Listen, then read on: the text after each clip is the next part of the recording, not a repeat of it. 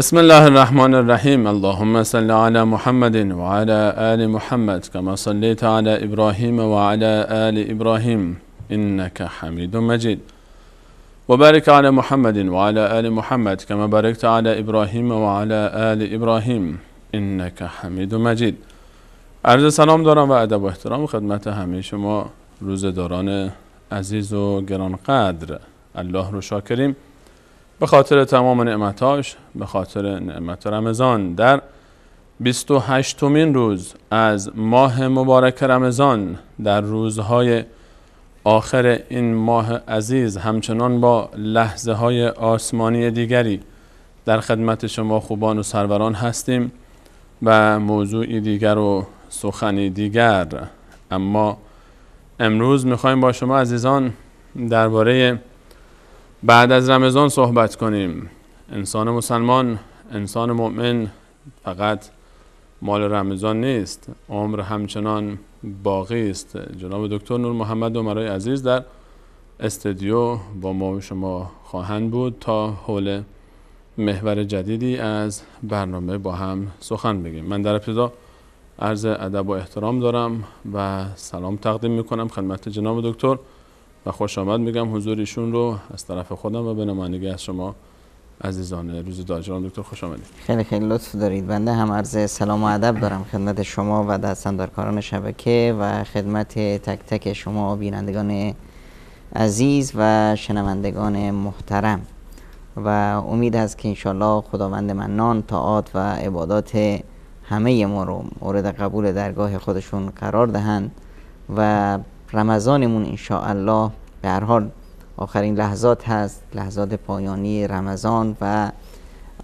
به طور عموم عقل اقتضا میکنه که انسان در این لحظات بیشترین تلاشش رو بکنه. اگر مشاهده کرده باشید در دوندگی، در نمیدونم مسابقات اسب دوانی و فلان، میبینید در همون لحظات آخر بیشترین نیرو، تمام نیرویی که طرف داره رو به کار میگیره تا به سرمنزل سعادت برسه. این لحظات رو غنیمت بشمارین، شاید رمضانی دیگه بیاد و ما نباشیم. انشاءالله که بتونیم از این فرصت‌های طلایی که داریم نهایت استفاده رو ببریم، علل خصوص که شب پیش رو هم شب بسیار گرانقدری است و شب مبارکی، شب 29 ماه مبارک رمضان که احتمال این میره یکی از شب‌هایی است که احتمالش برای نامزد شدن شب قدر زیاده هست پیش روی ماست. همچنان فرصت عظیمی به مانند شب 29 رمضان رو داریم که در این شب در غالب مساجد ختم قرآن کریم در نماز تراویح رو هم به همراه خودش داره و در رأس این مساجد عظیم مسجد الحرام در مکه مکرمه امشب پذیرای میلیون ها عاشق قرآن کریم و میلیون ها دل مشتاق شب قدر و دعای شب قدر است. و همچنین در مدینه منوره حرم نبوی شریف میزبان هزاران بلکه بیشتر از میلیون نفر زائر این مسجد عظیم است و تمامی مساجدی که ختم قرآن دارن امشب غوغایی برپاست در عالم، در آسمان ها و در زمین. همچنان رمضان با تمام نعمتهاش به ما و شما لبخند میزنه. اما این فرصت عظیم یکی دو روز دیگه بیشتر ما رو میزبانی نخواهد کرد و میهمان ماه دیگری خواهیم بود. بعد از رمضان چگونه باشیم؟ این سوال رو این گونه مطرح خواهیم کرد از جناب دکتر که جناب دکتر اصلا چرا باید بعد از رمضان صحبت بکنیم و چرا وقتی که رمضان به این روزهای آخر میرسه همیشه بیشتر جاها، بیشتر برنامه ها، بیشتر خطبه ها، بیشتر صحبت ها حول محور بعد از رمضان میچرخه؟ چرا هنوز رمضان تمام نشده و بعد رمضان فکر میکنیم؟ بسم الله الرحمن الرحیم. الحمدلله و الصلاة و السلام علی حبیبنا و مولانا رسول الله و علی آله و صحبه و من والا.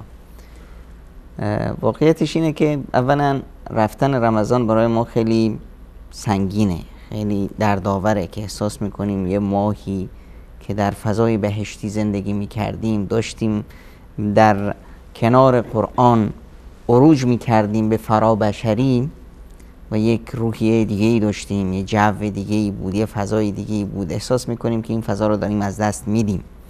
خب یه لذت ایمانی رو که الان چشیدیم نمیخوایم که اینو از دست بدیم.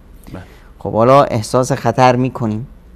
خب یه مدتی بود که ما دیگه همچنین برای خودمون قدرت پیدا کرده بودیم و شیطان دمار از روزگارش در اومده بود و تو زندان از احساس خطر هم میکنیم که فردا پس فردا فعل میشه. و خب به هر حال این مدتی که شیطان هم در غیر و زنجیر بوده خوب عقده‌ای شده، خوب عقده‌ای شده، خوب نقشه کشیده، میخواد انتقام بگیره.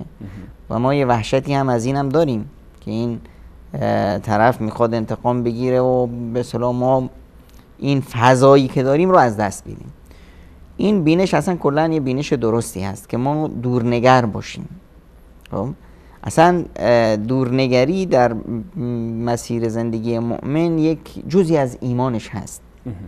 بینی که مورد که به اصطلاح پیامبر اکرم صلی الله علیه و سلم همیشه ما رو یادآوری میکرد که اکثروا ذکر هذه اللذات، زیاد به فکر مرگ باشید، همیشه از آخر شروع کنید، همیشه آخر رو مد نظر داشته باشید. اگر ما جلو از اونجا نگاه کنیم به الان، بعد الان بهتر میدونیم چطور باید عمل کنیم. دقیقاً وقتی که من جلوی روم هست که روزی زیر خاک میرم، ببینید انسان مؤمن یک ویژگی عجیبی داره. ببینید زیر خاک مگه چی؟ زیر خاک خاک. اما میاد مؤمن با ایمانش کل این به اصطلاح معادلات زندگی و چیزایی که ما به اصطلاح میشناسیم همه اینا رو به هم میریزه. ایمان یه چیز عجیبی هست، کار عمل صالح یه چیز عجیبی هست. ببینید همین عمل صالح میاد زیر خاک و چیکارش میکنه؟ میکندش باغی از بهشت. عمل صالح استاد سلیمانی عجیب خصلتی داره، خصلت و قدرتی که نه جغرافیای بشر، نه شیمی و نه فیزیک و نه این نیروهای به اصطلاح که ما میشناسیم اینا همه رو میزنه به هم. یه معادلات و فرمول‌های جدیدی درست میکنه اصلا. تصور کنید همون قصه به اصطلاح 3 نفری که رفته بودن تو دشت و به اصطلاح تو غار گیر افتادن اینا. ببینید تو این 3 نفر تو غار بودن، یک صخره خدا میدونه چند تنی افتاد روی دهنه غار رو بست. حالا ما میخوایم قبر اینها باشه. ما میخوایم اینا رو نجات بدیم. چیکار میکنیم؟ اگر من و شما و 100 نفر دیگه بریم این سنگ رو تکون بدیم، تکون بخور نیست. مجبوریم که از نزدیکترین شهری که اونجا هست یک جرثقیل، 10 تا جرثقیل بزرگ بخوایم تا این سنگه چند تنی رو تکون بدیم. اما چی اتفاق میفته؟ اتفاق این است که آقا اینا میان عمل صالح خودشون رو ذکر میکنند و از خداشون دعا میکنند. به خاطر همین عمل صالح یک کار فیزیکی میکنه، چند تن بار رو میزنه کنار، میشکنه سنگ. عمل صالح کل قواعد زندگی رو به هم میریزه. عمل صالح آقا یک انسانی که به اصطلاح عمل نیکو انجام میده وقتی میمیره زمین و آسمان براش گریه میکنن. اینا هم در اصل جامعه میتونیم بگیم که جزء فرمول‌ها و معادلات زندگی هستن که ما اینا رو تو آزمایشگاه‌ها، تو لوله‌های آزمایشی شیمی و فیزیک نمیتونیم پیدا بکنیم. دقیقاً اینا یک آزمایشگاه، اینا سنت الله هستن. اینا واقعیتشون احتمال داره یه روزی کسی بیاد بگه که آقا قدرت نمیدونم جاذبه زمین خنثی شده. احتمال داره، خیلی از کره‌ها هستن میگه قدرت جاذبه نداره. خب اما اینی که این قاعده و این فرمول‌ها به هم بخوره امکان نداره. ولن تجد لسنت الله تبدیلا. امکان نداره که سنت ها و فرمول های الهی اینا دچار تغییر و تحول بشه. اینا سنت ها و قانون های زندگی انسان هاست که الله تعالی فرموده این سنت ها رو من تغییر نمیدم. دقیقاً. یک طرفی که طرف میخواد آقا در پی علم هست، یک عمل صالح داره انجام میکنه، فرشتگاه براش بالاشون رو فرش میکنن. معلم الناس، کسی که مردم رو چیزای خوب یاد میده، حتی ماهی‌ها تو دریاها براش دعای خیر میکنن. کسی که در پی خدمت به دیگران هست کل زمین و زمان با اون همراه میشه. خب ما همچنین فرصتی رو در رمضان بیشتر داشتیم، واضح‌تر بود، نمیخوایم این رو از دست بدیم. برای ما مساعدتر اما حیا بود. الان وقتی ما بیم از آخر شروع کنیم، از مرگ شروع کنیم، مرگی که به اصطلاح جماعت ها رو، دوست ها رو از هم جدا میکنه، مرگی که شادی ها رو میکشه، مرگی که ما رو میبره زیر خاک. حالا ما بیاییم این زیر خاکمون رو با این فرمول های به اصطلاح خدایی، این سنت الله، بیاییم زیر خاک رو باقی از باغ‌های بهشت کنیم. اینجاست که اگر ما همچنین فکر کردیم الان یا قبل از چند روز به فکر بعد از رمضان باشیم، این دلالت بر عقل و درایت ما میکنه. همیشه هم همینطوری است. وقتی ببینید پیامبر اکرم صلی الله علیه و سلم میفرمایند الکیس من دان نفسه و عمل لما بعد الموت. آدم زیرک و باهوش کیه؟ آدم زیرک و باهوش اونه که همیشه خودش رو مورد محاسبه قرار بده و از آخر شروع کنه. همیشه فکرش بعد از مرگ باشه که من که میمیرم، این کاری که میکنم برای بعد از مرگم فایده داره؟ نه نداره، پس ولش کنم. چرا وقتمو ضایع میکنم؟ خب این کاری که میکنم، نه این حساب کتاب داره بعد از مرگ، پس باید محتاط باشم. این کاری که میکنم به دردم میخوره بعد از مرگ، پس بیشتر بکنم. والعاجز، در مقابل این آدم زیرک و باهوش کیه؟ آدم دست و پا چلفت احمق. والعاجز من اتبع نفسه هوا، اون کسی که هر چه دلش بخواد میکنه بدون در نظر داشته آینده و سرنوشت کارش. وقتی هم بیایی بهش بگی که چرا این کارو میکنی، و تمنا علی الله الامانی، حرفای بیهوده، آرزوهای خیالی. خدا بزرگه دیگه، خدا از ما در میگذره. بابا اگر خدا منو نبره بهشت، کی رو میخواد ببره؟ مسخره گرفتن همه چیز. خب همونطور که خداوند بهشت رو خلق کرده، جهنم رو هم خداوند مالکش هست. همون خدایی که رحمان و رحیم هست، همون خدا قهار هست. پس من از الان میام برنامه ریزی میکنم برای بعد از رمضان که این فضا رو حفظ کنم و این دلالت خوب داره. همیشه ما میگیم که مثلا فلانی مثل شتره، یعنی دوراندیش هست، تعریفش میکنیم. دوراندیشی، برنامه ریزی برای آینده، آینده نگری، یکی باید از صفتهای مؤمن باشه. چرا؟ چون ببینید خداوند متعال به مؤمن یک قسم میخوره که این قسم عجیبی هست. در ظاهر ما فکر میکنیم مال ما نیست، اما به ماست. وقتی خداوند متعال میفرماید والعصر، قسم به زمانه، خداوند به وقت قسم میخوره. و یک انسان کی هست؟ انسان مجموعه ای از روزهاست. یک جزئی از وقت. تکه از زمان. یه تکه از زمان. من انسان هستم، هر روزی من مجموعه از روزها هستم. یه روزش که گذشت، یک جزئی از من رفت. همینطور یه روز میبینیم چی؟ مرگ فرا رسید. و در حقیقت هر چی داریم بزرگتر میشیم در ظاهر، در واقع داریم کوچکتر میشیم. ما میاییم وقتی کسی رو میخوایم تعریف کنیم میگیم فلانی آقا خیلی آدم خوبیه، کرامات داره. کراماتش چیه؟ میگن که آقا فلانی روی آب راه میرفت. و یه عنکبوت هم روی آب راه میره، یه چوب هم راه میره. فلانی نمیدونم تو آسمون میپرید. بابا یه مگس هم داره میپره. این کرامات نیست. کرامات رو سبحان الله در لحظات مرگ احساس میکنی. یکی از جایی که به اصطلاح میدونی که طرف کی هست. خب این مسئله است که ببینید شیوه مرگ انسان خلاصه زندگیش تاثیرگذاره بر دید ما به اون شخص. خلاصه زندگی همون مرگشه. چطور میمیره؟ مثل لحظه پرواز هر انسان وقتی که میره تو فرودگاه سوار هواپیما میخواد بشه، نگاه میکنیم که یکی سوار تشریفاتی میان دنبالش، یکی تنها میره، یکی با جمعی از دوستان میان دنبالش.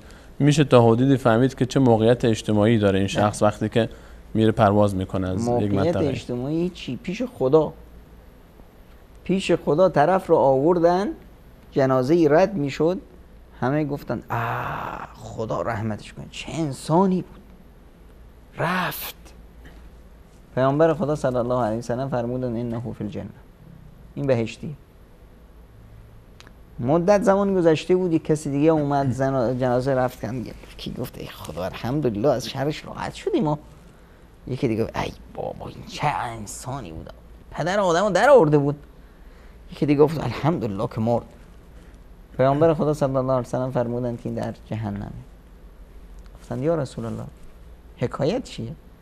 فرمودند که انتم شهداء الله فی الارض، شما انسانها شاهدان و گواهان خداوند هستید بر روی زمین. دیروز یک عزیزی چشم از دنیا فرو بخت. خیلیا اسمش رو نشنیده بودن. انسان واقعا واراسته ای بود. شیخ عبدالغفار عبدالبصیر از علمای افغانستان در مدینه منوره سالیان زیادی زندگی کرده بود، حدود 40 سال، اما در کل افغانستان شاید کسی اسمش رو هم نشنیده بود. اما اگر در بین خلایق نام نداشت، در آسمونه ها نام داشت. دلیلش هم ببینید، این طرف میاد شب قدر، روز قبلش جمعه است، نماز جمعهش رو خونده، شب قدر تراویش رو خونده، میره خونهش آرام روحش رو در دستی تحویل ملک الموت میده. در شب 27 در شب 27 شب قدر. روز بعدش در مسجد النبی مؤمنان معتکف با رسته های این امت در اونجا دارن بر نماز جنازه میخونن با زبان روزه. بعدش میبرنش تو قبرستان بقیع. کجا دفن میشه؟ دفن میشه در جایی که خب قبرستان جایی که کیف خودت نیست کجا دفن میشی. نه دیگه به ترتیب نوبتایی که میرسه. خداوند طوری قدرشو کرده که این آقا میارن دفنش میکنن در کنار امهات المؤمنین و اهل بیت رسول الله صلی الله علیه و ماشاءالله. پیش خدا این خلاصه زندگیش هست. حالا ما نمیدونیم این بنده خدا کی هست. وقتی میریم میپرسیم از اینجا فهمیدیم که کسی باید باشه. این همه افتخار، این همه سعادت یک جا جمع شدن بیهوده نیست. ورای این افتخار یک تاریخ پرشکوهی است. این واقعا خلاصه زندگیش هست. اینه که میگن که آقا ایشون ضرب المثل بود در صله رحم. خب صله رحم هم کیه؟ پیامبر خدا صلی الله علیه وسلم میرن به بهشت، صدای یکی از صحابه رو میشنون، میگن کیه؟ میگن فلانی. پیامبر خدا صلی الله علیه وسلم میگن و کذالک البر و کذالک البر، یعنی امکان نداره این اینجا رسیده باشه مگر به خاطر همون نیکیاش به پدر مادرش، عزیز مادرش رو به اصطلاح بهش میرسید. یا اویس قرنی که قبلا قصهش رو گفتیم، اویس قرنی در زمان پیامبر خدا صلی الله علیه و سلم زندگی میکنه. همه آرزوش اینه که چشش به پیامبر بخوره، بشه صحابی، بشه از اونهایی که قرآن در وصفشون گفته رضی الله عنهم و رضوا عنه، خداوند از اونها خوشحال. تا الان ما اسمش رو میبریم، صحابی رو میگیم فلانی رضی الله عنه. اویس قرنی بنده خدا رو اسمش رو میبریم میگیم رحمه الله. این خیلی منصب بزرگی بود، خیلی افتخار بزرگی بود. این افتخار رو زمین گذاشت به خاطر رسیدن به مادرش. اما خب پیش من و شما شاید این یک خیلی واقعا فرصت طلایی رو از دست داده، اما پیش خدا اینطور نیست. رسول خدا صلی الله علیه و سلم به صحابه، به کسایی که تو دنیا مژده بهشت گرفتن، به اینها میگه که یک کسی هست از قرن، اسمش هست، اگر این رو پیدا کردید روزی ازش بخواید براتون استغفار بکنه، براتون دعا بکنه. این صحابی بهشتی، صحابی بهشتی عمر عاشق دیدن اویس هست. وقتی هم میبیندش در حج ازش خواهش تمنا میکنه که برای من عمری که مژده بهشت داره، عمری که فاروق این امت هست، عمری که در دنیا با پیامبر بود، عمری که الان در کنار پیامبر دراز کشیده، عمر با اون عظمت شأنش میاد از اویس قرنی. اینه که ما این رمضان اومد و به ما این حس رو در ما زنده کرد که ما آینده نگر باشیم. اگر از الان ما به فکر بعد از رمضان هستیم، این دلیل خیلی خوبی هست. یعنی نمیخوایم این سرمایه‌ای که به دست آوردیم رو به راحتی از دست بدیم و در پی این هستیم که چطور حفظش کنیم. قدرشو میدونیم. ببینید شما این مثال هواپیما زدید، طرف میاد یه هواپیمایی داره میره بانکوک یا میره دبی، خب یه عالمه افراد توش هستن، بعضیا برای فحاشی و برای خوشگذرانی و برای نمیدونم بزهکاری دارن میرن. خب هواپیمای افتاد تو راه، سقوط کرد. اون کسی که دنبال بزهکاری بود اون رو کجا میبرن؟ اون رو دقیقاً اون بزهکار هست، اون فاسد هست، به هدف نرسیده بود، اما نیتش چی بود؟ که این کارو بکن. خلاص میره با همون راه. در مقابل کسی که در راه خدا هجرت میکنه، و من یهاجر فی سبیل الله یجد فی الارض مراغما کثیرا وسعا و من یخرج من بیته مهاجرا الی الله و رسوله ثم یدرکه الموت وقد وقع اجره علی الله. این هنوز هجرت نکرده، حرکت کرده، میخواد بره، نیتش هست، مقصدش هست، مرگ رسید، فقد وقع اجره علی الله. اجر و پاداش این با خداست. یعنی چی؟ بی حساب. اون دیگه حساب کتابش الله میدونه چقدره. اینه ما وقتی که یه هدف چی هست، ببینید ما قطار مرگ با سرعت در حال حرکت است. روزانه هزاران نفر بلکه میلیون نفر میمیرن. ما سوار بر چی هستیم؟ سوار بر ماشین اتومبیل آخرین سیستم راحت گناه. اومدیم ماشینه خراب شده سر ریل آهن. الان ما دو اختیار داریم، هر دوتاش هم با ماست. یا اینی که هی شروع میکنیم استارت میزنیم و زور میزنیم که این ماشینه رو روشن کنیم، گناه در همین گناه بمونیم تا قطار میاد از روی ماشینه رد میشه و ما هم در همین گناه پرچ میشیم. یا اینی که نه، گناه رو بذاریم هرچند برای ما ظاهرش راحت باشه، لذیذ باشه فلان، گناه رو بذاریم فرار کنیم. قطار میاد میره اما ما زندگیمون رو نجات دادیم. الان اون لحظات هست که ما باید تصمیم بگیریم که آیا اگر تا حالا کوتاهی کردیم این کوتاهی رو چطور جبران کنیم، اگر الان در چه وضعی هستیم چطور فرار کنیم. ففروا الی الله. ما اصلا وظیفه داریم که فرار کنیم به سوی خدا. امکان داره تو رمضان کوتاهی کرده باشیم، امکان داره که اصلا یادمون رفته باشه که رمضانی بوده باشه. لحظات آخر است. لحظات آخر خیلی مهمه، خیلی مهمه. اون آقایی که تا الان که ما داریم 29 رمضان رو به آغوش میکشیم، شاید یه 2 روز دیگه هم بیشتر نداشته باشیم، اون آقایی که تا الان رمضانی نداشته، روزه نگرفته، نمیدونم اصلا تو فضای رمضان نبوده، یه شیطان به معنای کلمه بوده، نیازی به وجود شیطان هم نداشته، این آقا هم فرصت داره. فرصت های آخر هست، هنوز وقت هست و همیشه هم چی هست؟ ان الامور به خواتیمها. آخرین لحظه چیشه؟ تصور کنید انسانی میاد، خب کافر است، کافر است یعنی جهنمی است. آقا پیامبر و اینا کجا هستن؟ تو شهر نیستن؟ میگن رفتن جهاد. چی جهاد چی؟ بابا میرفتن با دشمن درگیر شدن، کافرها اومدن به فساف اسلام. اینجاست که تو ذهنش میاد که من تا که با این عقل باشم؟ اینا به خاطر دینشون، به خاطر خدا دارن جون میدن، من به خاطر اینی که مردم به من بد و بیرا بگن، مردم بگن دین آپدراشو ول کرد، از رسم و رسوبای مردم میترسم، من حاضر نیستم که دعوت توحید، اشهد ان لا اله الا الله و اشهد ان محمد رسول الله، شمشیرشو گرفت رفت به معرکه، شهید شد. در احد شهید شد. یه نماز نخونده بود، یک سجده برای الله تعالی، یک سجده هم برای الله تعالی نکرده بود، یک آیه قرآن هم نخونده، هیچ اصلا قرآن نخونده بود، روزه هم نگرفته بود، هیچ کار نکرده بود، اما لحظه آخر رفت بهشت. به همین سادگی. الان ما همون لحظه رو داریم که آقا میخوای رمضان رو به دست بیاری، شب قدر شاید رفته باشه،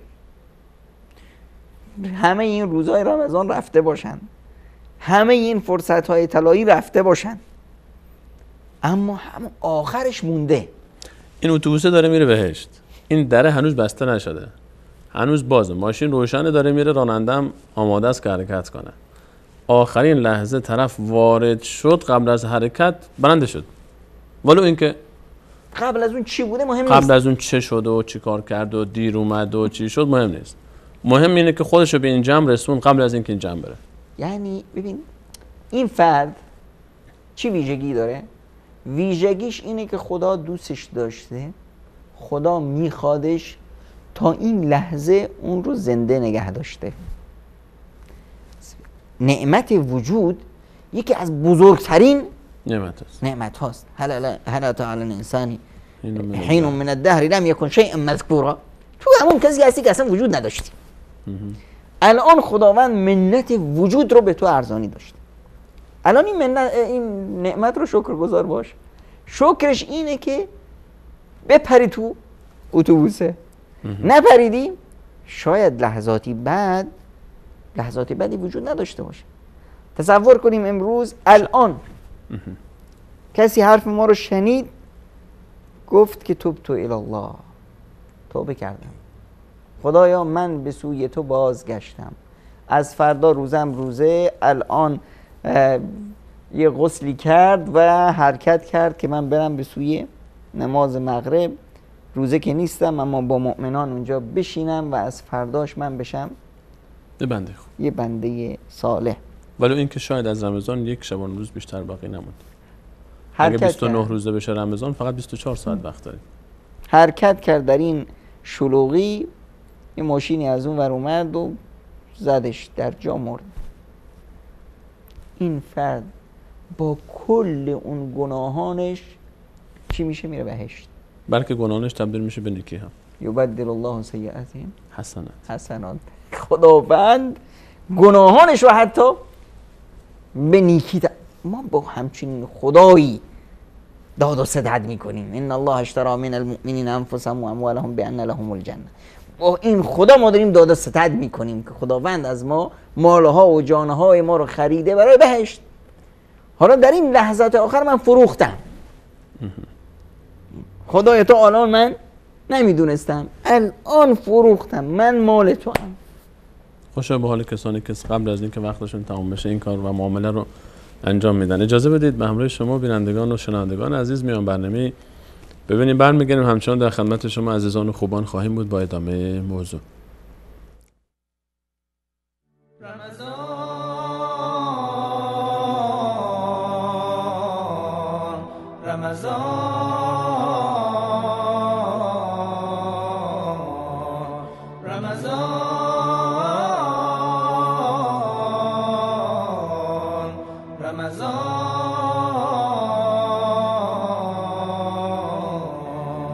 رمضان رفت و هنوز اما اسیر قفسیم، رمضان رفته و پابند هوا و هوسیم، رمضان رفت و هنوز اما اسیر قفسیم، رمضان رفته و پابند هوا و هوسیم.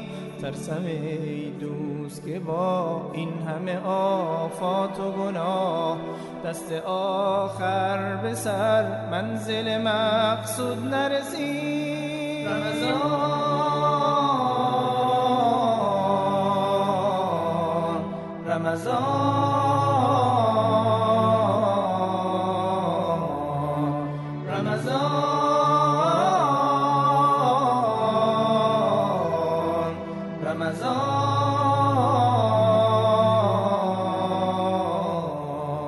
رمضان رفته و ما مانده هنوز، غافل از لطف خدا محو تماشای خسیم. رمضان رفته و ما مانده هنوز، غافل از لطف خدا محو تماشای خسیم. دل به این دایره دادن نه صلاح است که ما همه آویزه یک تار ظریف نفسیم. رمضان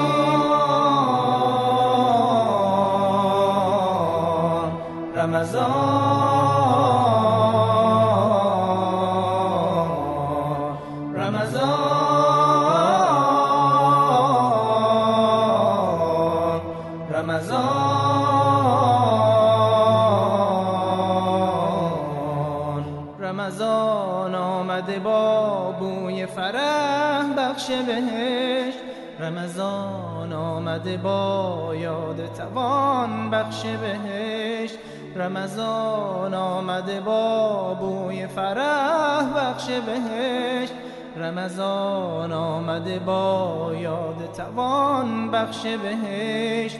هدیه صاحب املاک سماوات و زمین، رمضان ماه کریم، ماه عزیز، ماه عزیز.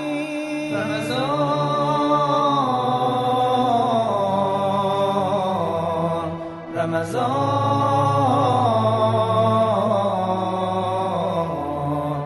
رمضان رمضان رمضان.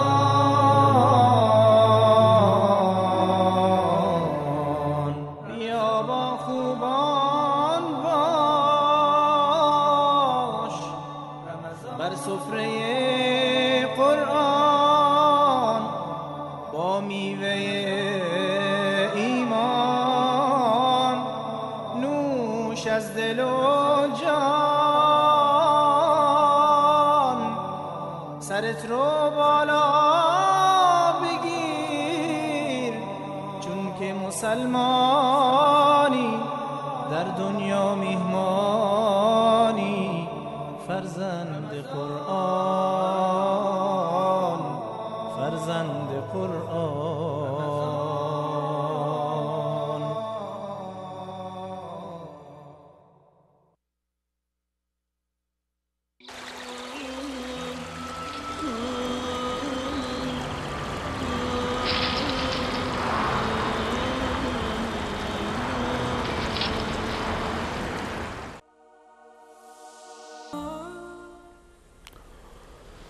بعد سلام مجدد خدمت همه شما سروران و عزیزان. همچنان با شما هستیم با لحظه های آسمانی، آخرین لحظات آسمانی 28مین روز از ماه مبارک رمضان. شاید یک روز دیگر از این ماه عزیز بیشتر باقی نمونده باشه. اگر رمضان امسال 29 روزه بشه، به این معناست که فقط یک شبانه روز از این ثروت عظیم باقی مونده. و اگر الله تعالی این منت رو بر ما تکمیل کرد که این ماه 30 روزه بشه، 2 شبانه روز باقی مونده. به هر حال نسبت به آنچه که از رمضان گذشته باقی مانده خیلی کم هست، اما همچنان فرصت باقی است برای ما و شما تا باز هم بیشتر بکنیم کارهای خیر و اعمال صالحمون رو و همتها رو قوی‌تر بکنیم، آستینها رو بیشتر بالا بزنیم.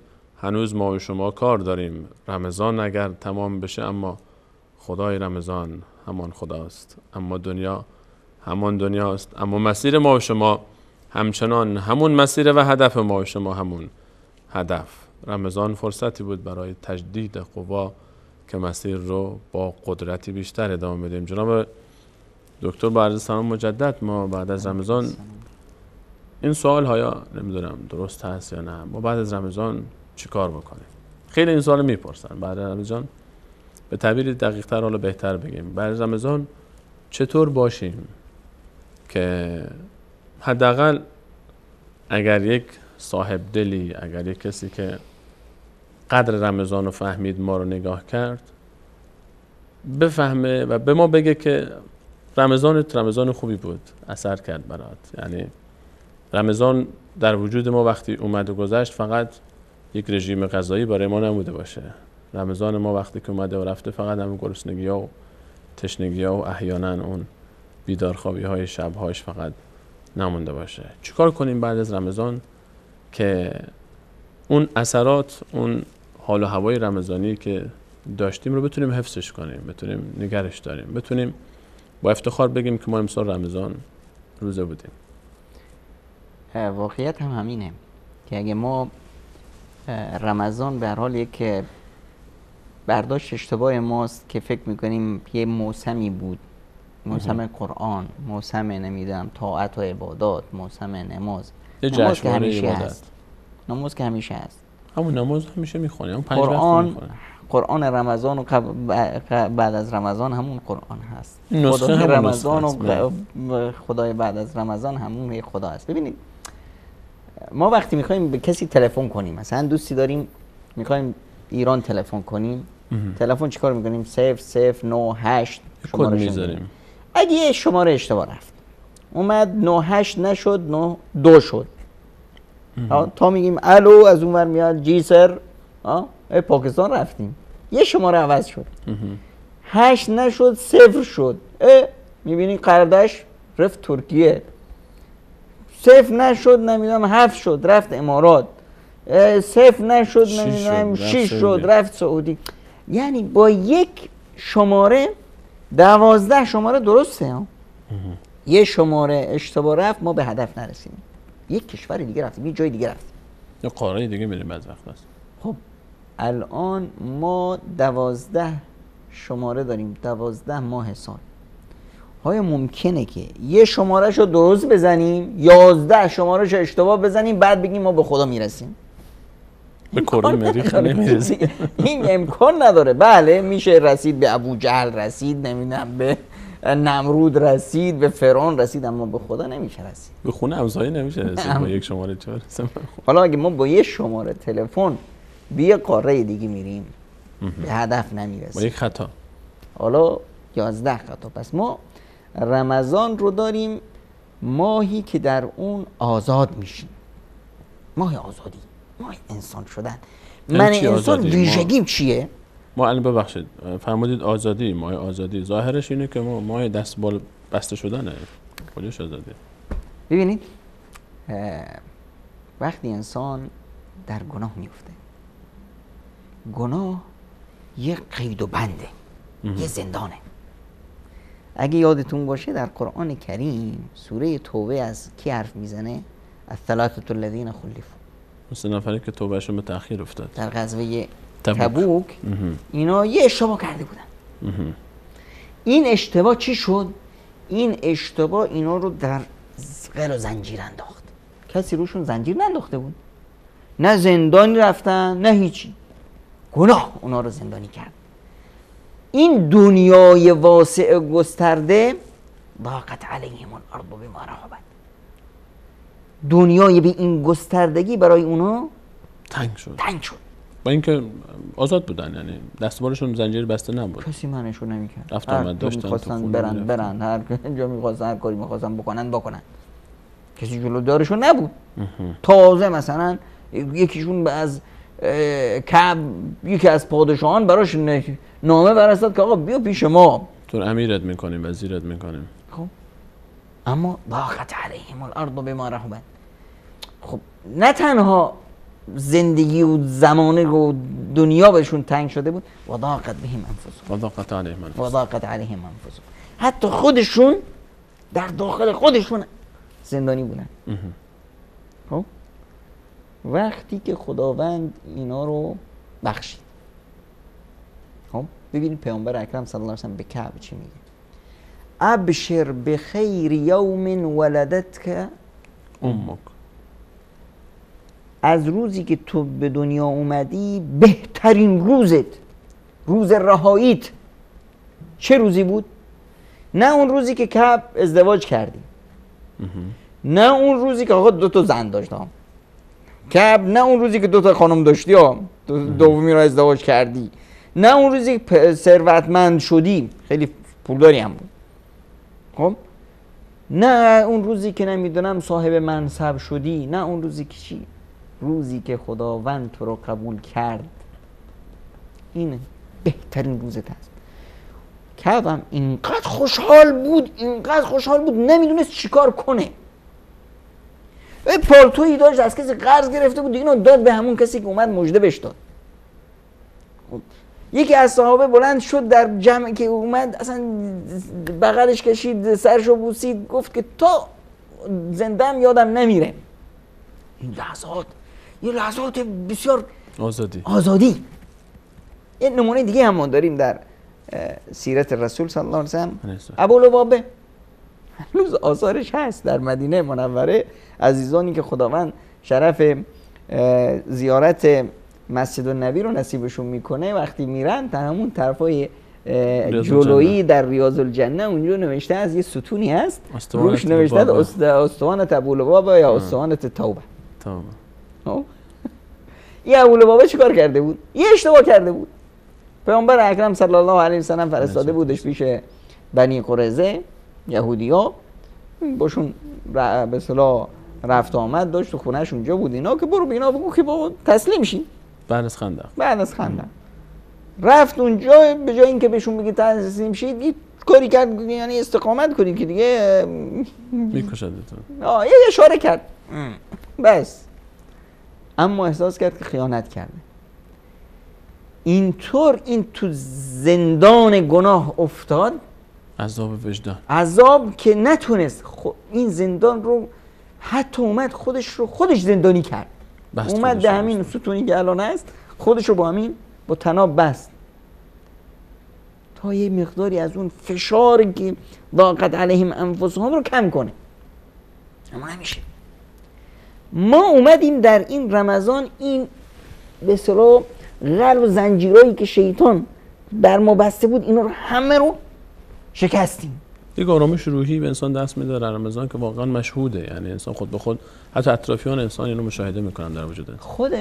خود ما روز اول رمضان تا اعلام شد رمضان یه احساس کردیم باز شدیم ما اون غل و زنجیری که شیطان داره ما پوشیده بود همه یه حس خاصی به ما دست داد، شکسته شد. این همون حس آزادی بود. جالب اینجاست با همین غل و زنجیری که نامرد شیطان ما بسته بود گرفتن خودشو بستن.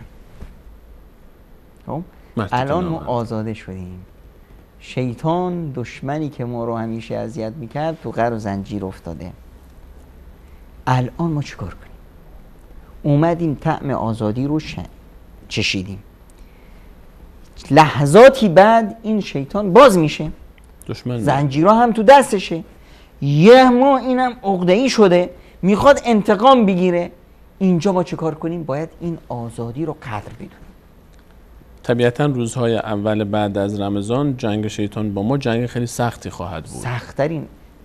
هیچ نیاز نیست که ما بیایم به صلاح از این اون بپرسیم. آقا اولین نماز فجر روز اول شوال تو مسجدا برو ببین چه خبره. خودتو نگاه کن. میری مسجد یا نمیری؟ خیلی مهمه. ببینید کسایی که دوستایی که یکم ورزشکارن بوکسرن میگن که چیکار کن؟ وقتی زدی یه بوکس نزن بیا عقب. چون طرف یه بوکس زدی عصبانی میشه 4 تا میزنه تو کلت تو داغون. تمام از روزگار چیکار میکنی؟ همون که زدی تق تق تق تق پشت سر هم فرصت نده دیگه. هیچ دیگه فرصت نده، یعنی ناکوتش کن کلا. اون فرصت به اصطلاح تصمیم گیری، اون فرصتی که اون بیاد به اصطلاح خودش رو جمع کنه، این فرصت رو بهش نده. عقده‌ای شد همون عقده‌ش رو تو خودش خفه کن. نگذار فرصت عکس العمل نشون بده. ما هم همین وظیفه رو داریم که تا رمضان تموم شد آماده داشته باشیم، بوکسامون آماده، هی بزن تو دهن شیطان 6 تا بوکس محکم که دیگه لهش کنی، ناامیدش کنی. مردی که لعنتی. ببینید 6 شوال چیه؟ 6 روز شوال. 6 شوال آقا رمضان که تموم شد 6 روز شوال رو روزه بگیر. 6 روز شوال در واقع همینه. 6 تا بوکس خوب، 6 تا مشت خوب تو صورت شیطان. اگه یکی رو خب علما میان فقها میگن که آقا بیا 6 روزه دیگه، شلوار هم که به شوال هم که 30 روزه، خب هر کجاش که خواستی بگیر. اما جالب اینجاست که بسیاری از صالحین و سلف میگن نه متصل بعدش. متصل. چرا؟ چون یه بوکس زدی تا بوکس دیگه بیاد. خودمون هم احساس کردیم وقتی که 6 تا رو میگیریم اصلا اون بوکس اولیه کم میشه، اثرش کم میشه، باز تا اون بیاد. برای همین خیلی ها هستن من خودم دیدم دوستایی هستن که 5 تاشو میگیرن، 6می از دستش میره، شوال تموم شد. اوه فرداش نه آقا 29 روزی شد، آخ 6 تا تموم نشد. اون بوکس آخریه میمونه. چرا موند؟ چون که ما فضا دادیم. شیطان خب عقده‌ای هست، اونم فعالیت خودش رو نگه می‌داره. بعضی‌ها هستن که 30 ماه رمضان، 30 روز رمضان، 30 روز رو گرفتن. ماه شوال که اومد 1 روز گرفت، 2 روز گرفت، 3 روز گرفت، بعضی که اصلا نمیگیرن. خیلی اصلا بحث روزه شوال 6 روز شوال رو که اصلا اون میگن خب نفله، اون که اصلا ندش کن. چی رو از دست میدن؟ خیلی رو از دست میدن. ببین وقتی که پیامبر خدا اینقدر برام تشویق کردن، گفتن آقا رمضان گرفتید، 6 روز از شوال که روزه گرفتید بعد از عید یعنی اینه که کل سال رو روزه گرفتید. طرف میاد میگه که آقا اعمال و هر عملی که ما انجام میدیم به 10 اضعاف هست دیگه، 10 برابر میشه.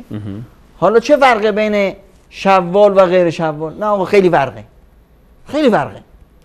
وقتی که شما در غیر از شوال روزه میگیرید، شما روزه نفلی میگیرید. وقتی 10 برابر میشه 10 برابر نفلی میشه. اینجا شما رمضان رو فرض گرفتید. روزه شوال رو بعد از رمضان پیامبر خدا توصیه کردن، یعنی این نفله اما در حسابات مثل فرض حساب میشه. چرا؟ چون که وقتی اون فرض رو شما داشتید و 10 برابر شد 300 روز، شد 300 تا. حالا شما مثل همون رو نیاز دارید. مثل اون پیامبر خدا میگه که خداوند متعال به شما یه فرصت طلایی میده، 6 تا میگیرید نفلی، اما این نفلی ها از برادر فرضی ها هستن. اون فرضی رمضان، اون فرضی رمضان وقتی 10 برابر میشن از اون جنس 10 برابر میشن. یعنی چی؟ یعنی اینی که آقا همون بوکس هاست، اینا رو محکم میزنی و پشت سر هم میزنی. وقتی زدی میبینی که اون آزادی خودت رو حفظ کردی. شیطان که میخواد مثلا غل و زنجیر بندازه میبینه که نمیتونه. نه این 1 ماه داره باشگاه تمرین میکنه و بدنسازی و قدرت هم داره دیگه، حریفی نمیشن به راحتی. و شیطان هم قسم خورده که من انتقام میگیرم. ما بابا واقعا هم حق داره انتقام بگیره. از رحمت خدا مطرود شد به سبب من و توی انسان. عقده‌ای است. الان 1 ماه زنجیر افتاد، ذلیل و خوار شد به سبب کی؟ من و توی مؤمن. میخواد انتقام بگیره. الان اگر بهش فضا دادیم رحم نخواهد کرد. یه شیر زخمی است، یه مار زخمی است.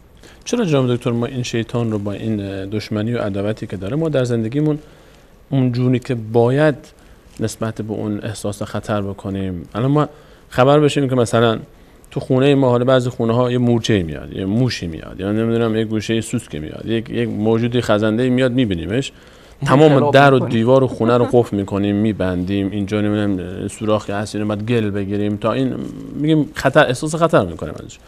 اگه کسی خدای نکرد به مال ما به جان ما احساس دسترسی بخواد بکنه که تمام تدبیرات کامل رو ما میاندیشیم. اما وقتی که شیطان میاد که ایمان ما رو بگیره، میاد که تمام ثروت‌های ما رو بگیره و قرآن میفهمه شیطان دشمن شماست، چرا ما وجود شیطان رو در زندگی خودمون به عنوان یک دشمن، به عنوان بزرگترین دشمن ما، یعنی یک کافری وقتی که میاد خواهر برادرای ما رو میزنه میکشه، این شاگرد شیطانه. یعنی هر چقدر ما از این کفار و مشرکین که انقدر بغض داریم، اینا همه شاگردای اون شیطانن، لشکر اونن، اون رأسه. ما چرا این دشمنی و عداوتی که نسبت به شیطان باید باشه و قرآن میفهمد ان شیطان لکم عدو فاتخذوه عدوا، شما این رو دشمن بگیرید، چرا نتونستیم این احساس رو ایجاد کنیم در خودمون؟ ببینید دشمنی از چی میاد؟ از احساس خطر. و من از کی بدم میاد؟ مثلا من مادرم رو دوست دارم، هممون مادرمون دوست داریم. یکی از دوستامون خیلی هم برای ما عزیزه، هم کلاسیست، عزیزمونه، دوستمونه، هم بازیمونه.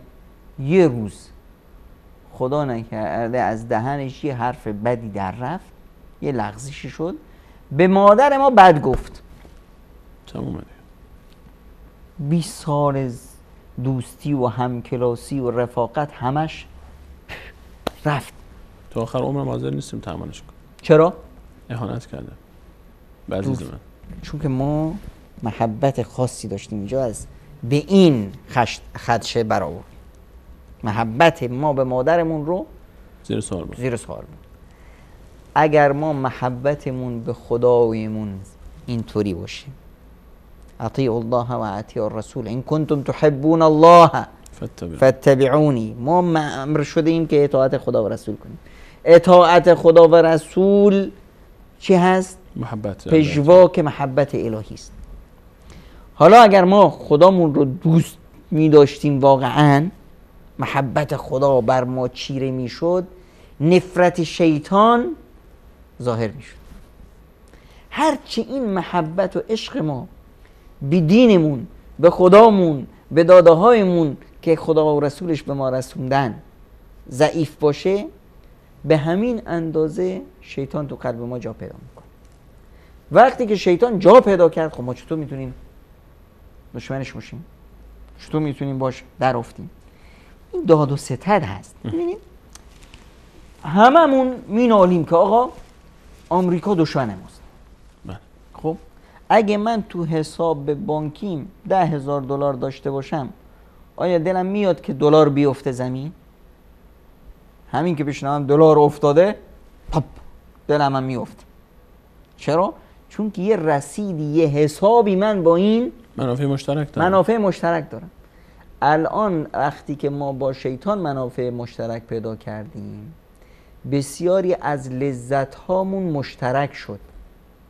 شیطان اومد بسیاری از زشتی ها رو برای ما زیبا جلوه داد. اون وقت دیگه استمتع بعضکم بعضا، از هم دیگه لذت میبریم، باز هم دیگه فایده میبریم، منافع مشترک پیدا میکنیم. اینجاست که دیگه اون خدا میگه فاتخذوه عدوا ان شیطان لکم عدو، شیطان دشمن شماست. آقا این دشمن رو دشمن بگیرید. ما دیگه الان نه، این دشمن رو احساس نمیکنیم دشمنه، احساس میکنیم دوسته. دیگه دشمنی رنگ میشه. از این بوکس هایی که گفتید بگه جناب دکتر، چون داریم کم کم وقتمون داره به تمام میرسه، 7 دقیقه بیشتر وقت نداریم. یکی از بوکس ها که 6 تا بوکس روزه ماه شوال رو گفتید که انشاءالله این آزادی ما همچنان باقی بمونه و نگذاریم که ما رو به قور و زنجیر ببنده این دشمن لعنت شده الله تعالی. و دیگه از این بوکس ها به ما بگید چیکار کنیم؟ مشتی، بوکسی، لگدی، چیزی؟ یه مشت بسیار خوبی هست که این رو همیشه خداوند توصیه میکنه که اینو غافل نشی. آقا من نماز خوندم، نماز عبادته، اونم چه عبادتی؟ رکن دینه. فرق بین اسلام و کفر اصلا؟ فرق اسلام و کفره. خب بعد از اینکه نماز خوندم، اولین ذکری که میکنم چیه؟ استغفر الله استغفر الله استغفر الله. 3 تا. یعنی مشت بزن تو دهنت. شیطان اومد، همین که من نمازمو تموم کردم، شیطان اومد میگه که ای چه نمازی خوندیده، خود خوش بخوانید استغفر الله استغفر الله استغفر الله. 3 تا میذاری تو دهنش. خب میریم حج، عرفات، و اذا قضیتم مناسککم بعد میاد واستغفر الله ثم افیضوا من حیث افاض الناس واستغفر الله. حج کردی، عبادت کردی، جهاد، استغفر الله. از عرفات خارج شدیم، داریم میریم مشعر حرام مزدلفه، همش عبادت در عبادت. باز استغفار که خدا نکنه من کوتاهی کرده باشم، بهترین وجه است مغرور نشم به عبادت، خدا نکنه که من مغرور بشم به این عبادت، این رو ضایعش کنم.